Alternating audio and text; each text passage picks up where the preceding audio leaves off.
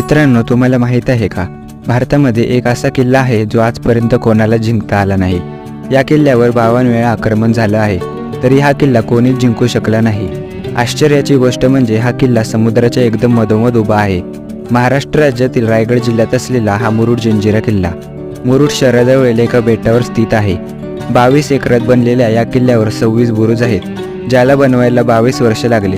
असं बोलतात की इंग्रज, पोर्तुगीज, मुघल, कान्होजी आंग्रे, चिमाजी अप्पा, छत्रपती शिवाजी महाराज आणि छत्रपती संभाजी महाराज यांनी हा किल्ला जिंकण्यासाठी खूप प्रयत्न केले, पण कोणालाही जिंकता आला नाही।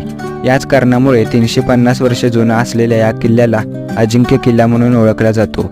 या किल्ल्याचं वैशिष्ट्य म्हणजे हा किल्ला चारही बाजूनी समुद्राने वेढलेला आहे, तरी या किल्ल्यामधील विहिरीचे आणि तलावाचे पाणी गोड आहे। हे पाणी गोड कसं आहे याचं उत्तर वैज्ञानिकांकडे सुद्धा नाही। पार्ट 2 साठी आपल्या चॅनलला सबस्क्राईब करा।